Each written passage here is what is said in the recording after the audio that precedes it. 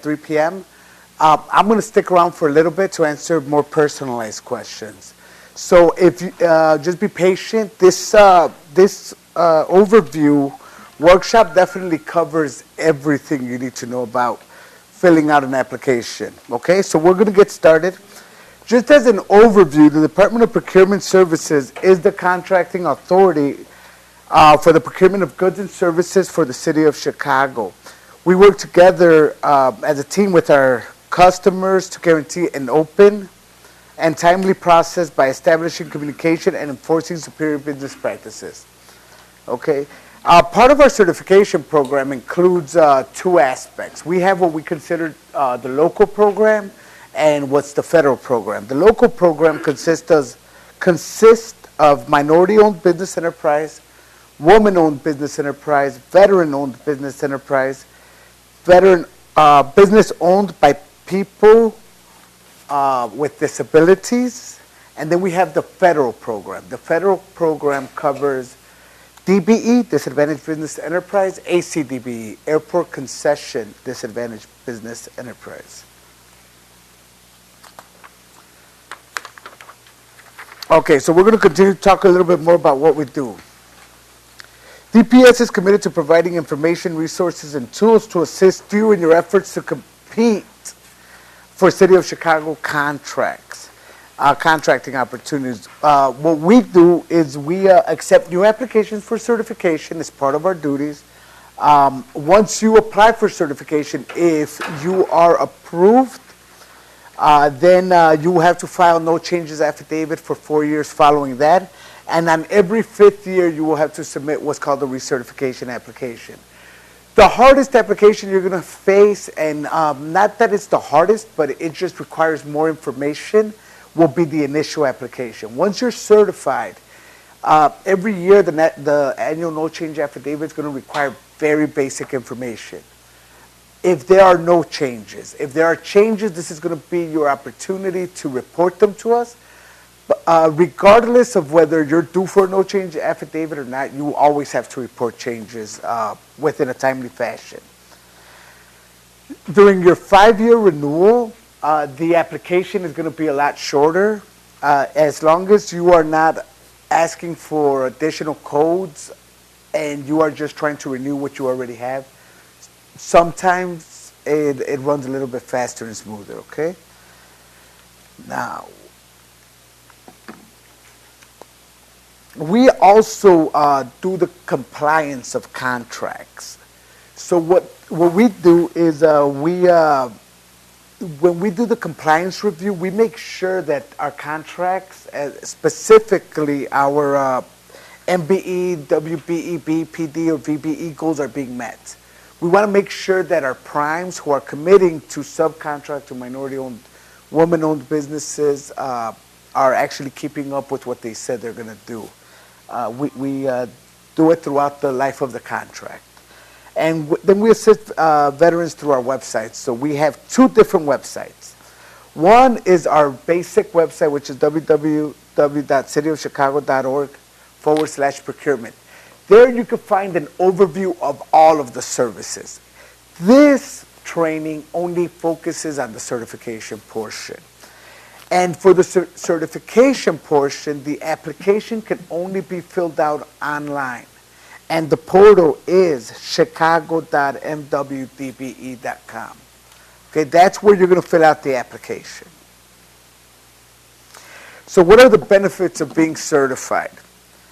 First of all, it provides you visibility. Once certified, your firm will be listed in the directory, which is accessible to the public, general public. How do they do that? We have an active directory listed on our website, www.cityofchicago.org/procurement. So anyone can go in there and look for certified firms. They can look you up by name or by the stuff that you do. So if you're a carpenter, and I go look up in the directory carpenter, any company that has a code that has to do with carpentry will show up. Okay, there are minority, woman, veteran, and disadvantaged business participation goals on city contracts, projects, and those of our sister agencies. What does this mean? This means that the city tries to include minority, women-owned, veteran-owned, and other disadvantaged groups to be a part of all of our contracts. Of course, we can't do it on every single contract, but we do our best to maximize our participation with in regards to minority and women-owned businesses. One other thing about certification, and I'm not going to go too much into detail about this, but it's just something for you guys to know, is that there are businesses in the private sector that seek out certified firms for products and other services. So just because you're being certified with the City of Chicago, and our intent for this certification is for you guys to participate in our contracts, this certification serves as a marketing tool and a marketing tool only. It does not guarantee you any contracts, either in the private or public sector. But I just want you guys, we always want to make sure that everybody knows that a lot of companies outside of the city accept this certification and are looking for companies with this certification. Just to give you a couple, Walgreens, Walmart, Target, anything that you can think of that's S&P 500, they normally have, or bigger companies, they normally have supplier diversity goals. So don't limit yourself to city contracts, okay? But one of the things that the city has been doing to increase the participation of minority and women-owned businesses is we have introduced, the City of Chicago has introduced a target market program, which provides exclusive bidding to certified minority or women-owned business enterprises. That allows a certified firm to, instead of being a subcontractor, actually serve as the prime of that contract. That means that they will be, effectively, they are awarded the entire monetary value of that contract. When you do subcontracting, obviously you are only receiving a portion, and you're being managed by a prime who would be the person in charge. So now we're going to get into a little bit of the basic requirements to qualify for this program. So in order to qualify for this program, you got to be a member of this of a qualifying group. As of right now, the way that the City of Chicago defines a minority, it would be any member of African American, Hispanic, Asian. Asian is a little different, but we'll talk about that in a second. Native American. If you're considered Native American, you have to belong to a tribe and have a tribal card from a tribe that is part of the National Registry. Asian, in order to qualify, if you're Asian, you have to be a non-white Asian. So what does that mean? That means that like countries like Russia and countries in the Middle East are not considered to be disadvantaged. They're not considered on the basic definition, okay? Women and veterans, veterans of the armed forces of the United States, and you also have to have an honorable discharge as of now.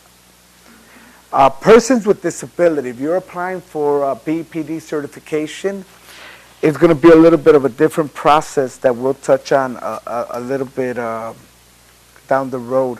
But you got to submit an additional paperwork. No one in our department is trained or qualified to review medical records. Therefore, we have a partnership with the Mayor's Office of People with Disability that does that review. And then they let us know whether you qualify or not.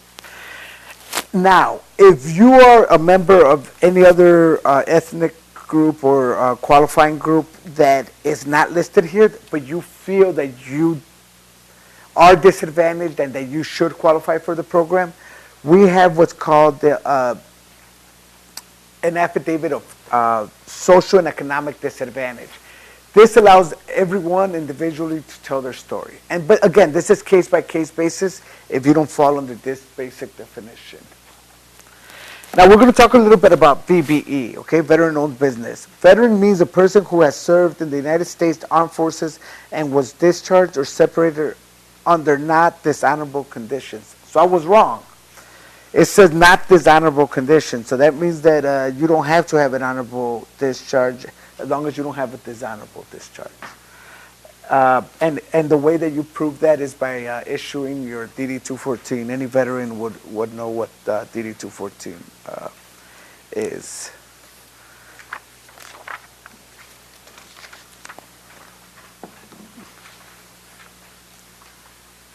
Okay, so I talked on this a little bit earlier.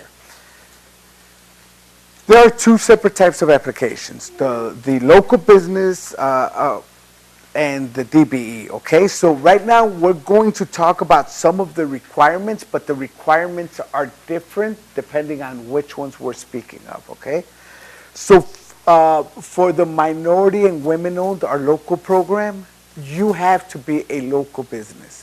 What does a local business mean?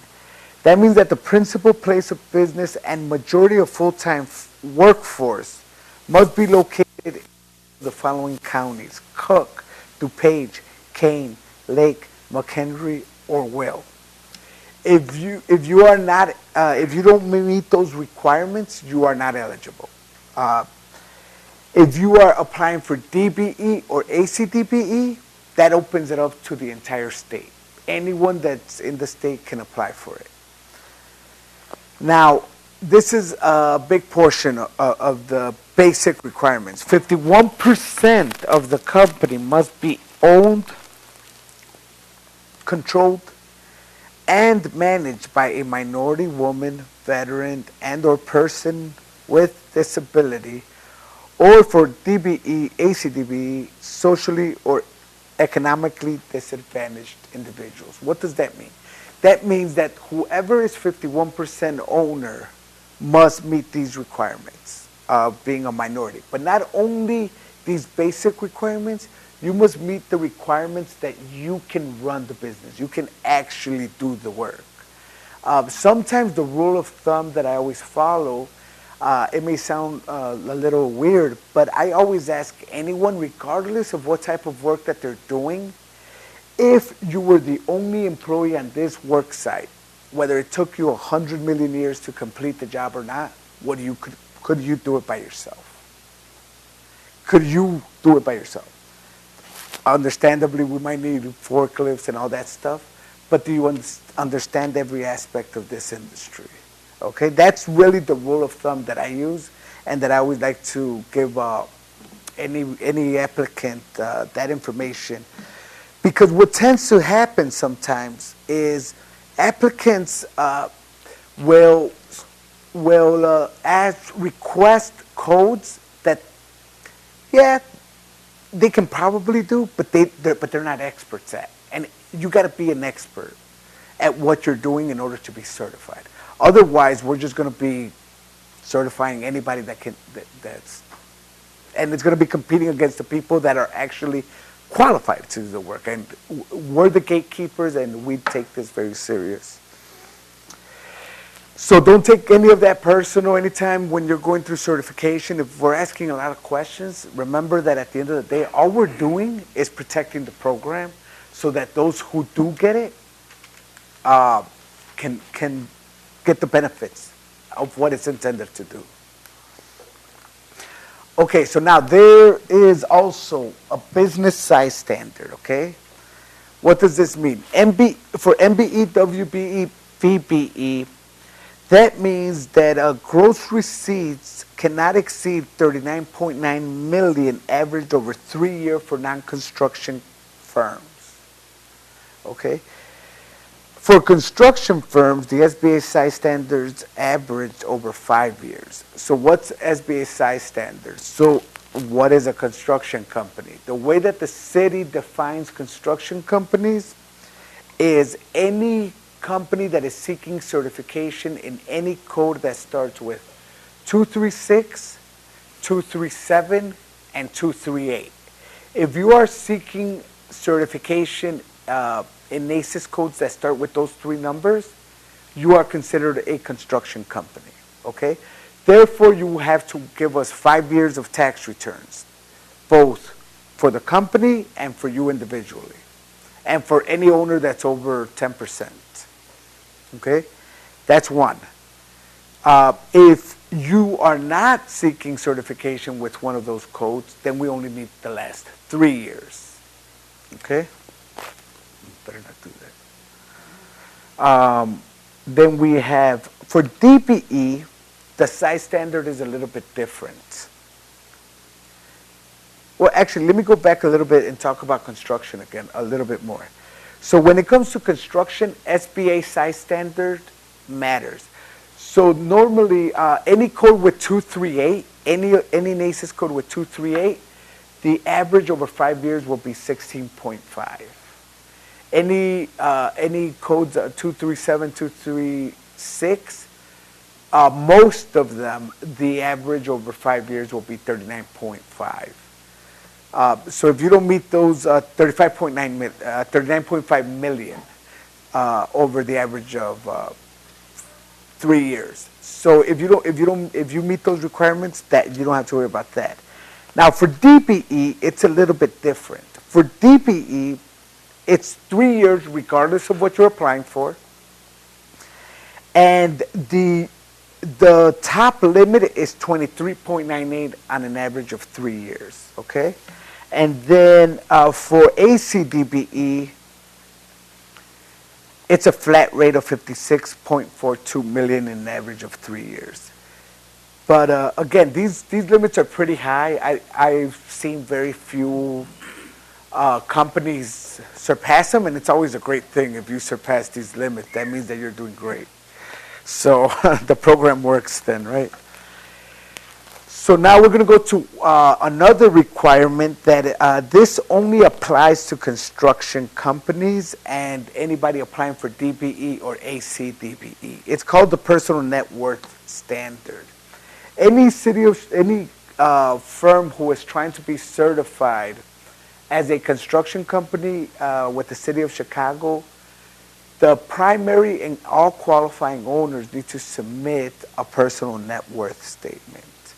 What the city requires is that anybody applying for this has a personal net worth of below $2,318,697.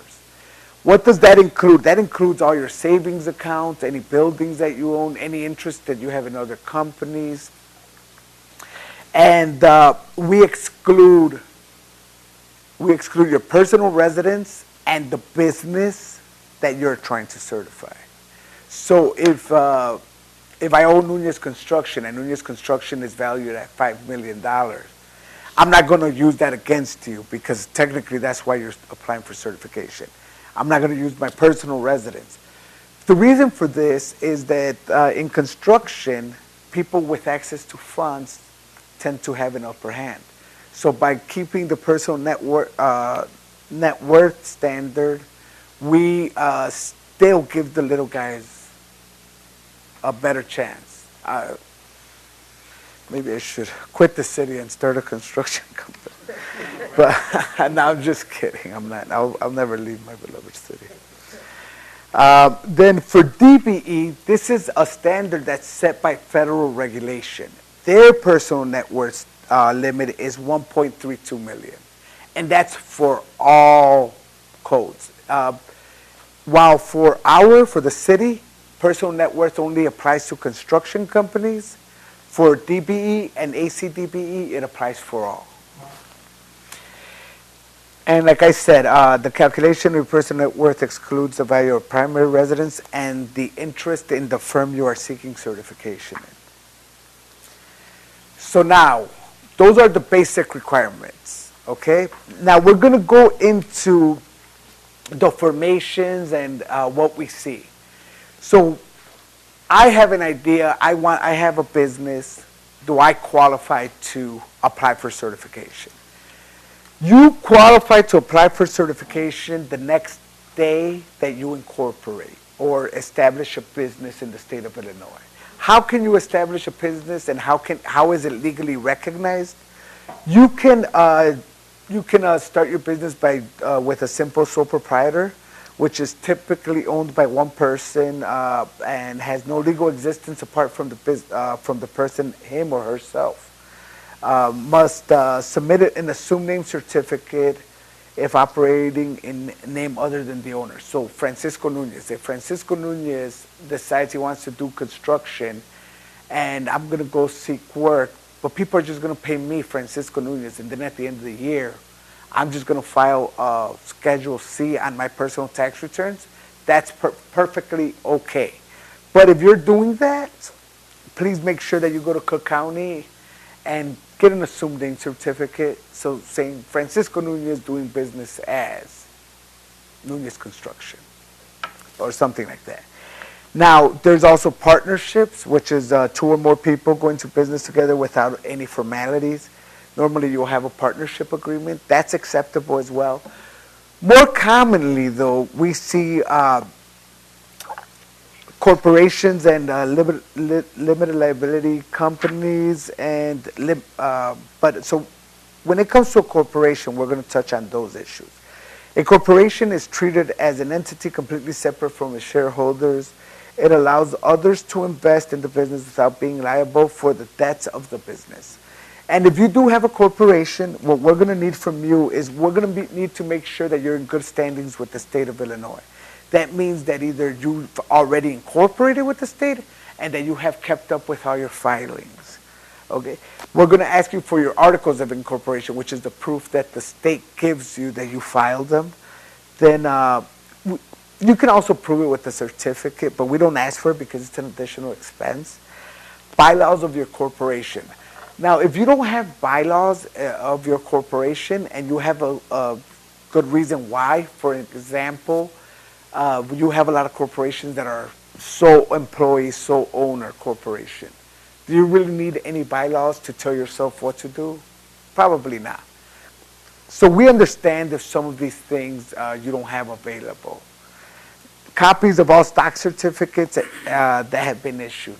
Again, this goes more for bigger companies and companies who have gone through a lot of ownership changes.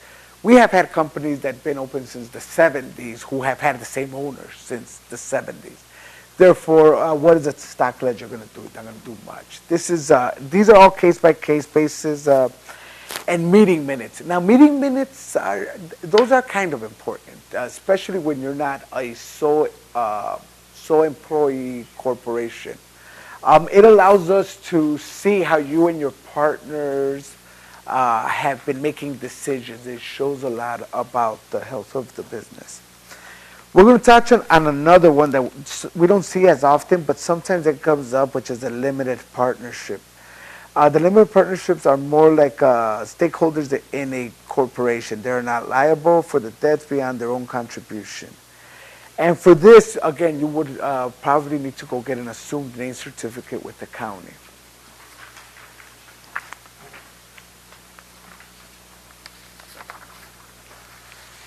Okay, so, and then we have the limited liability company, which is a partnership that has a managing member and partners. So for this one, normally there's an operating agreement and articles of organization that you'll have. That's what you'll submit to prove. Now that we have a basic understanding on what the legal structure of a company that's going to apply for certification is, we're going to talk about a part of this industry that may affect some of you, but not all. If you are seeking certification as a supplier, please be sure that you understand what the city of Chicago considers to be a supplier. A supplier must be a regular dealer, which is a firm that owns, operates, or maintains a store, warehouse, or other establishment in which materials, supplies, articles, or equipment are bought, kept in stock, and regularly sold or leased to the public in the usual course of business. What does this mean? In order to be considered a supplier by the city of Chicago, you have to have an inventory. And you have to be willing to sell it and have to demonstrate that you are selling it. Now, there are times where you could be considered a distributor. Firms operating as a distributor are identified as having a direct relationship with a manufacturer to distribute its goods and products within a specific territory or region. The goods and or products are not available or sold to the general public. What does that mean? That means that distributors normally have exclusive ability to sell a product. The best way that I try to, the easiest way to explain this is mattress sales. Serta, for example, Serta mattress, they won't, you can't find those mattresses unless you go to a certified distributor of theirs.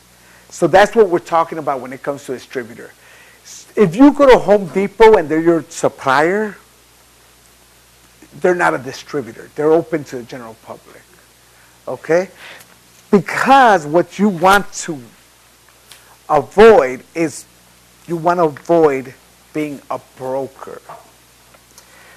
Firms acting as a broker are not eligible for certification as an MBE, WBE, VBE, BEPD, but can be eligible for certification as a DBE. A person or entity that fills orders by purchasing or receiving supplies from a third-party supplier rather than out of its own existing inventory and provides no substantial service other than acting as a conduit between his or her supplier and his or her customer is considered a broker. So a broker is pretty, if you don't have inventory and you want to be a supplier, you will be considered a broker. You will not be eligible for certification, and quite frankly, you'll be losing out on $250 for the application. So be sure that if you're applying for to be a supplier, that you definitely understand those rules. Okay, very important. Now, how do you submit the application? So, like I mentioned before, you're going to go to chicago.mwdbe.com. There is a $250 non-refundable fee for MBE, WBE, VBE applications. If you are only applying for BEPD, it is free. If you are only applying for DBE or ACDBE, those two are free all the time. The federal government does not allow us to charge an application fee, okay? And once you submit the application, we have an intake department that looks at your application to make sure it is complete enough for us to receive it. Okay? If it is not complete enough, we're going to send it back to you with very specific reasons why we didn't receive it. Once you send it back to us, we'll look at it again. If once your application is complete enough for us to receive, we are then going to send you an invoice for $250. You can pay that invoice online, or there will be options where you can go in person and pay. City Hall would be one of them. You can always go to the clerk's office and pay there. The $250 payment must be paid in a certified check, cashier's check, or money order, okay? Second page of the invoice will have that website, so you can make the payment online if it's easier for you. Now we're going to get into a little bit more details about what kind of information the application is going to require. First and foremost, it's going to sound crazy, but contact information. Make sure you guys give the best contact information available. Type of certification you are seeking. Again, attention to detail in these applications will take you a long way. Being able to know exactly what you're looking for and marking it properly will help us as officers or whoever is reviewing your application go through it a little bit quicker and easier. Like I said before, if you are applying for BEPD, you will have to submit what's called a Schedule G, but the Schedule G will be submitted to the Mayor's Office of Peoples with Disability, who will then let us know whether you qualify or not. Again, nobody in our department is qualified to review or analyze any type of medical information, so please don't send it to us. VBE requires the DD-214 or a DD-215 if you've had your DD-214 amended. Then you have ownership information. That's going to be the information of any owner that is submit information of all owners. That's really what I recommend. Unless they have an ownership of 5% or less, you may be able to get away with not submitting their information, but the officer might still ask for it. So the more complete the application is, the better. Your chances of having a better experience increase. Not a better experience. You're going to have a good experience regardless. But what I mean by better experience, I mean we won't have to go back and forth as often. Okay? So I just want to clarify that. Employee information. We're going to need to know how many employees you have. Who are your managers? Things like that. We need to know that. Facility information. Let us know where you are doing your business out of. Sometimes people will conduct their business out of their own home. Depending on what type of business you have, that's not going to be an issue. There are certain industries, though, that require something more. For example, the city of Chicago will not give you a business license if you have a home office as a trucking company. You actually have to have a lease in a commercial building. And technically, if you think about it, you need to have somewhere to park your truck. But for some reason, I've seen where people will use their home address as their business address, but for trucking, it won't work. So be sure that you guys know what your licensing requirements of your industry are. We have an idea and we know what we're looking for, but who knows it best than you? Okay, and then again, if there's something missing,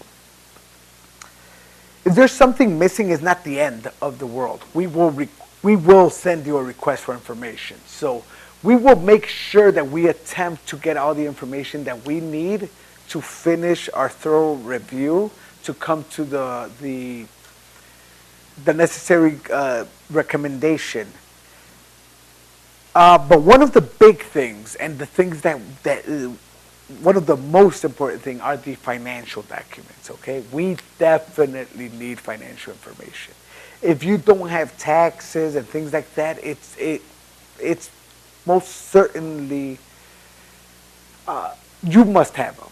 You have to have them, okay? And then, again, licenses. Make sure you have all your licenses. For those of us who are in more specialized fields, some of these fields do require special licenses. For example, if you're an electrician, you do need an additional electrician's license. If you're a plumber, if you're a real estate agent, license. Lawyer, CPA, pest control. So if you are in these industries, you should know that already. And we know it as well, but we just can't get into the details in this class. All right. So we're also going to depend on your resume. So please try to give us the best resume you can possibly give us. You don't have to overdo it, but definitely be sure that you convey the experience that you have. Sometimes our review will depend on just the simple fact whether your resume really makes sense or not. Okay, because the resume will let us know your understanding of the industry in itself. Okay, evidence of executed contracts or invoices. This is the gold mine right here. If you have contracts of the work that you've already done with proof of payments, send those in. We're going to need those, and that's the easiest way to prove that you can do the work you say you can do.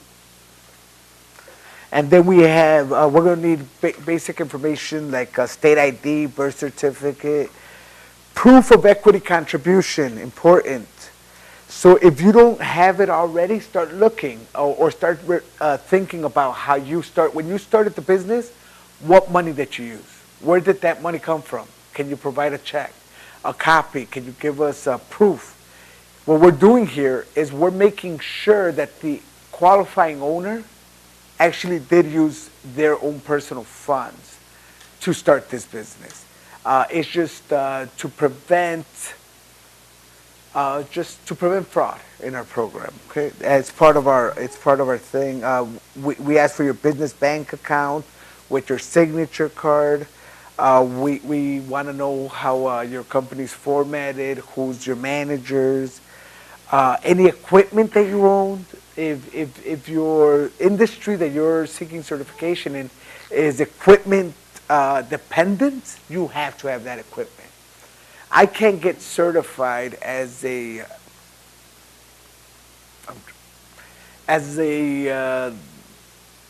excavator, but then I don't have an excavator.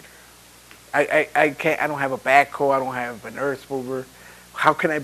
Yeah, I can go out there and rent it, but who am I renting it from? And is it really mine? Or it's what we want to see here is that you yourself are an independent, individual, knowledgeable person in the industry that can do the work yourself without having to rely on anyone. We do understand that sometimes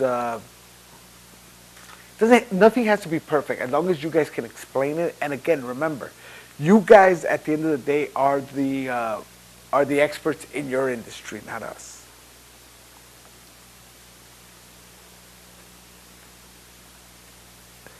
And if you have loan information, definitely submit it. Okay, and then again, we're going to touch on financial documents again. We touched on it again, and there's a reason why we touch on this a lot. It's some of the most important information. Okay, for financial documents, we're going to need your federal tax returns, your corporate tax returns, your individual tax returns, 4506Ts, W-2s, 1099s, and don't forget your personal net worth statements. If you do submit a personal net worth statement, it'll ask you additional information on there. Okay, so what's next? So once you submit your application and we receive it, and we believe that we have all the documents necessary to start the review, we try to finish it within 90 to 120 days. Now, again, we try. Know that every application is different, and sometimes we get a lot of applications. But the key word here is once we receive all documents. So the quicker you respond, the better for you and for us. And so we're going to check that it has all the documents. We'll look through all the documents. You may receive a site visit. Certain industries like trucking, suppliers, construction, manufacturers, those industries require a site visit. That means that we're going to come out to your place of business to just do a walkthrough and ask some questions. And if approved, your certification is good for 5 years. Now, we do have what's called an expedited process. I don't like to get too much into it, but I'll explain it briefly. So our expedited process, it's a different application. It's called our outside application. And the way you can apply for it is if you are currently certified with the Chicago Minority Supplier Development Council or the Women's and Business Development Center. If you are certified with them, you qualify for this outside application. The benefit of this outside application is that it requires less information.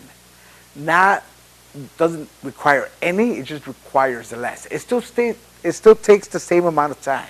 It just doesn't require as much information from you.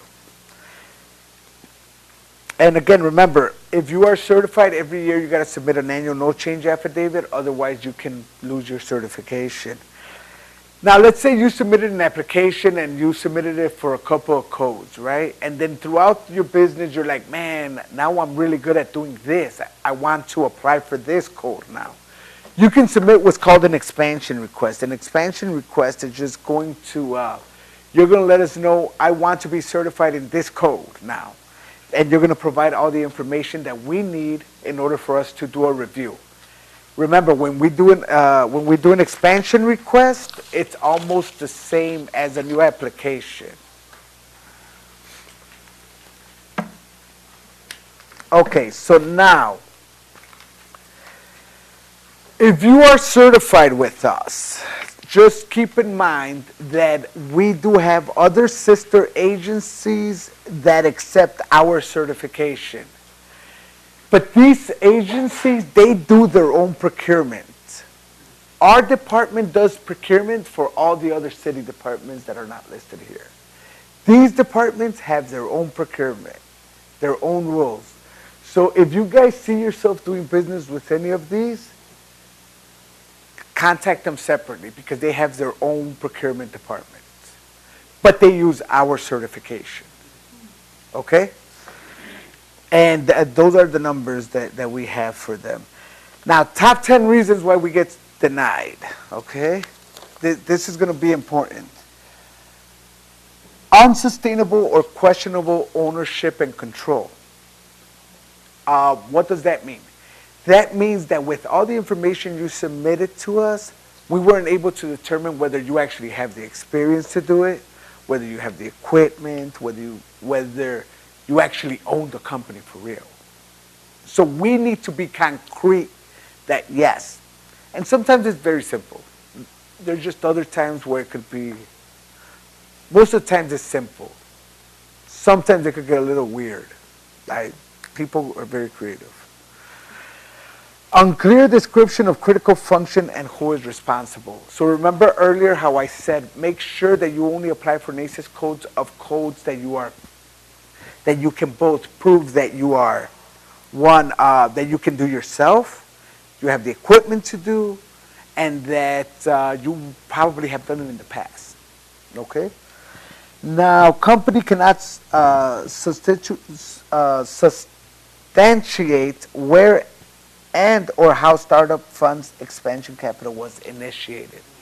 So again, in the past, we have had companies where where funds were used that didn't necessarily come from that owner. And that could be a conflict of interest, and you will be denied. If that's the case, most of the time. There are some exceptions, but who knows? Okay, outside secondary employment takes the majority of the time. So, if Francisco Nunez wants to open a plumbing company, and I'm a plumber, but then I work for Johnson Plumbing. I work for Johnson Plumbing from 7 to 4 every single day. How can I do my own company? Am I really in control of my company? It's a case-by-case basis, but it does raise a lot of questions.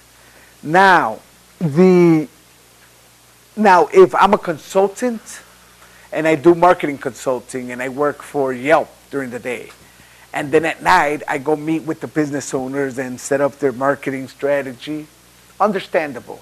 So just make sure that whatever you do, that you can explain that that your business is done outside of regular business hours, and it has to make sense. Okay. Now the next one is your business is not in the 6-county region. So remember how we talked about the Cook County, all that. Make sure you meet those requirements.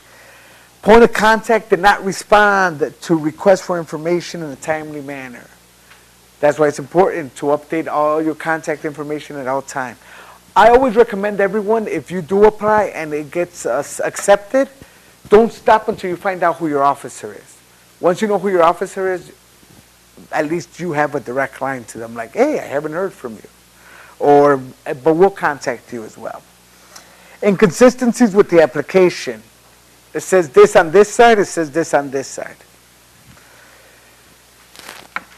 Problems with contracts. Make sure that the contracts that you submit have been fully executed. What does that mean? That it was signed by you and the person that is awarding you the contract.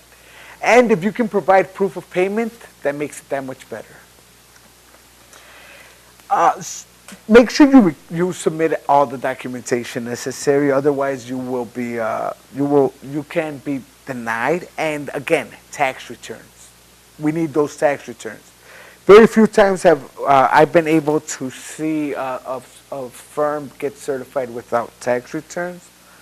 Now, we have a YouTube channel, Chicago DPS. In case anybody ever wants to see all of our workshops, you can go on our channel, and it has a list of a bunch of them.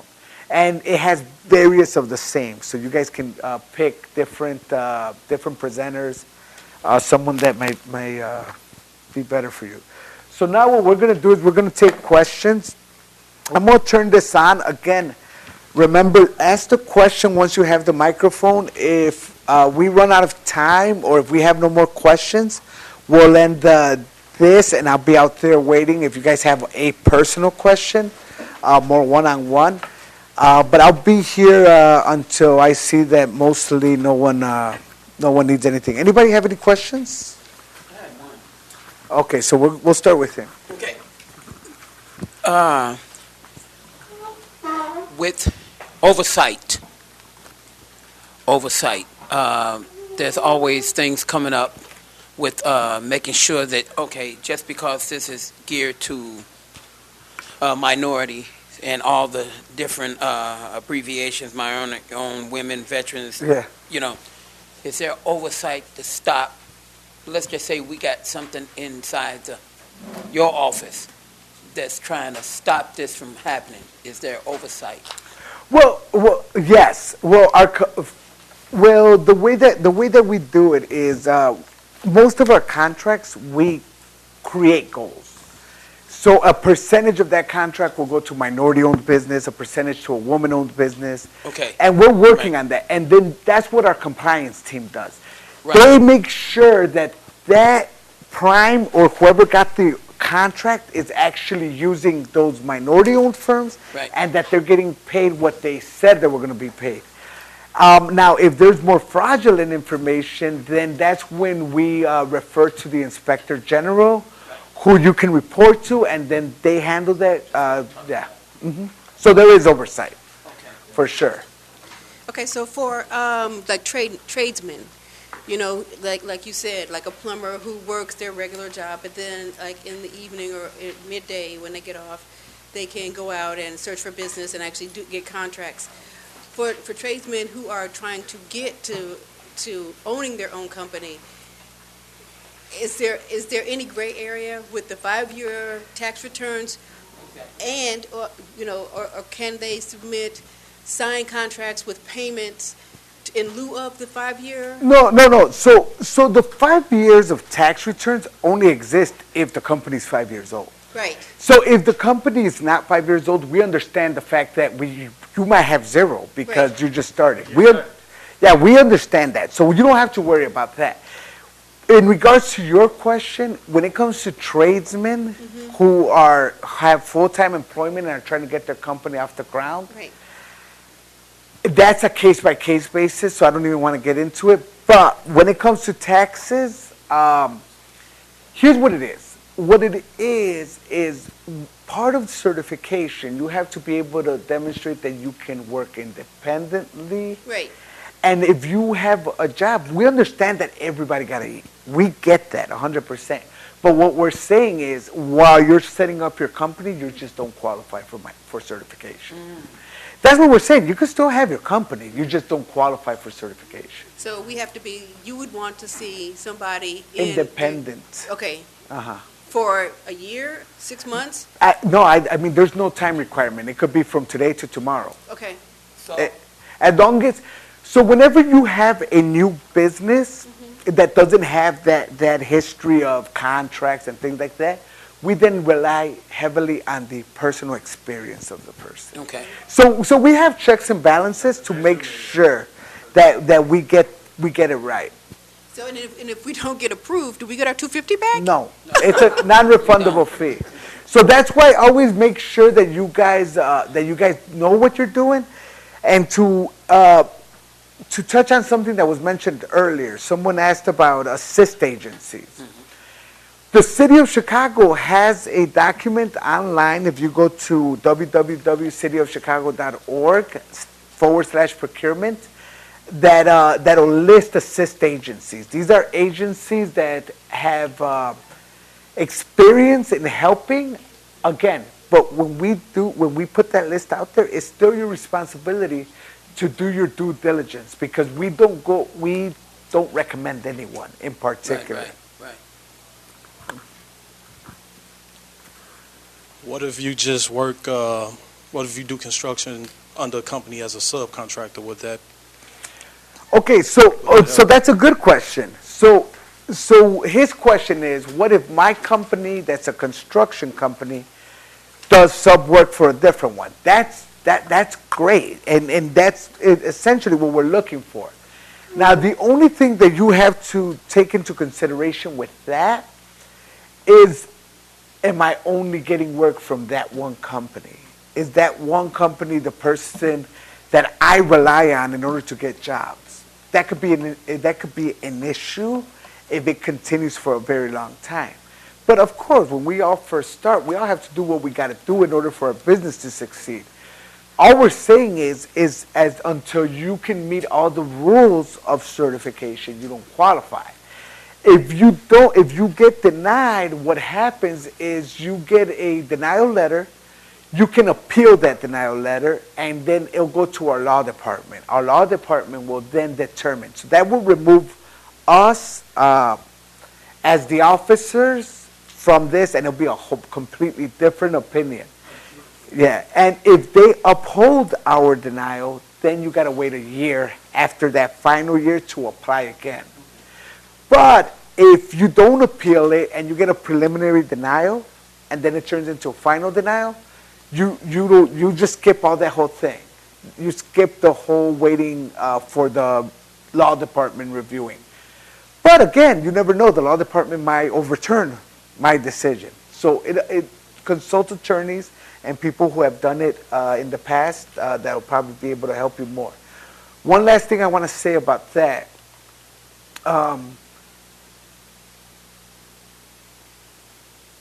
We at the city, we're not trying to deny people, okay? We will only deny you if you just don't qualify.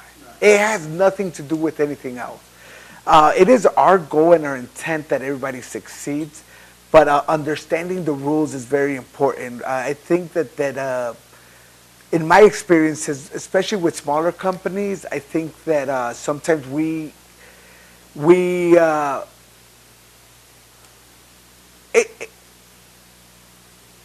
smaller companies, sometimes, well,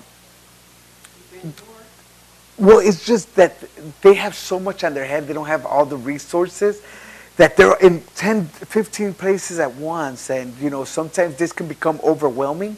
Just understand that if you really sit down, breathe, it's a very simple application, okay? And we're there to help. You guys can call us whenever you want, and we'll answer your questions. Once you know who your officer is, for instance, if I have your file, I'll give you my direct line number, and we can talk. Yeah, so that way we can make it easy. But we'll take the last question, and then we're going to end at least the live recording, and I'll stick around for a second to answer questions if you guys have any. Okay, so I'm going to retire from my job. I've been on my job for 34 years, so now I'm getting ready to retire. But I've also been doing my cleaning business. So I go to my job I had for 34 years, and I do my cleaning. It's mostly at night, some in the daytime, so I kind of split the 4 or 5 that I have together. So how would I be denied because I'm still working with the other job? Because I'm not going to be retired till next year. No. Okay. So again, I think the main thing, and this is a term that we use in the office a lot, it's about telling a story, right? Okay. You tell that story, I don't understand why if that's the only issue, I'm not going to deny you. But yeah, definitely. We definitely take into consideration the fact that we all have to eat. We all have to feed our families. We all have to feed ourselves. So we're not going to punish anyone or find someone not qualifying simply because you're trying to get ahead. What we will do, though, is if you get denied, you will know exactly the reason why you were denied. So that gives you a year to fix that. Because, again, this is a program for small businesses. Okay? And we understand that if we weren't disadvantaged, we wouldn't need none of this. Okay? So with that, know that the City of Chicago thanks you guys for coming. Mayor Lightfoot's always looking for new ways to help the business community, and our commissioner, she's a champion for this type of stuff. She really is looking to expand on this program, and every time we have this, the room gets more and more packed. Thank you guys for coming, and I hope I answered all your questions, and if not, I'll be out here, okay? Okay.